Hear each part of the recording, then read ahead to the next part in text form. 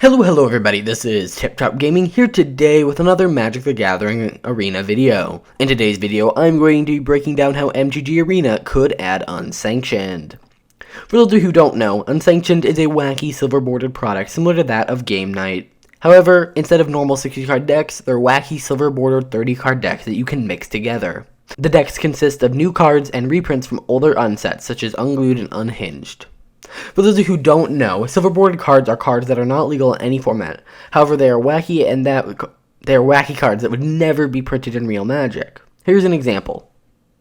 Either way, Unsanctioned has 5 30-card decks that are designed to be mashed together and played against a friend. It's supposed to be a board game-esque experience and should not be considered for singles or value. Actually, I did an entire video covering the value of this product, and I'll leave that up in the I card, or the little card that just popped up there. So how would this be added to MTG Arena? I think that a limited time event where you get to pick 2 colors and get access to the cards would be pretty awesome. You wouldn't be matched against other players with the same deck as yours, and honestly, it sounds like a blast. It's pretty simple. What isn't pretty simple is how you'd add cards like Boomstacker. Boomstacker cares about something that you have to do in the real world. In order to add something like this, you'd have to add like a mini game within the game, and that would take a lot of dev time for just a limited time event. Other problem cards include Flavor Judge, which cares about asking players outside of the game.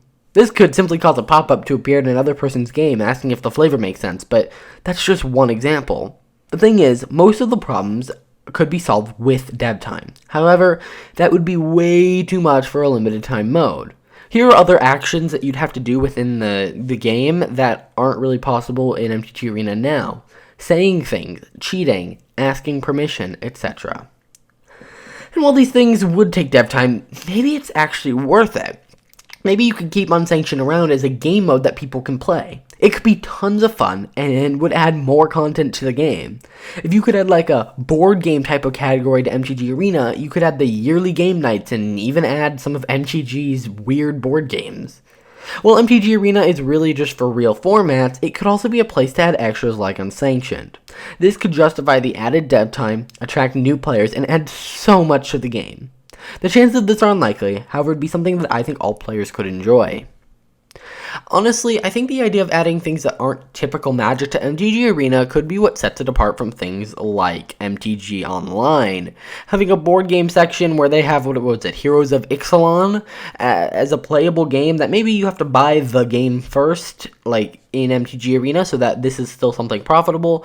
It allows you to, if you get bored of Standard or Historic or Brawl or whatever format you're playing, it allows you to play something very different and just have a casual experience with your friends, and I think Unsanctioned could be the first step towards this. Now, I think this is never going to happen, but I think it could be really fun, and if I were to make like the wackiest feature list, this would probably be on it.